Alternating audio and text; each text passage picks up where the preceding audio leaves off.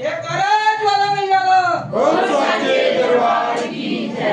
दरबार की जय। माँ के प्यार की जय।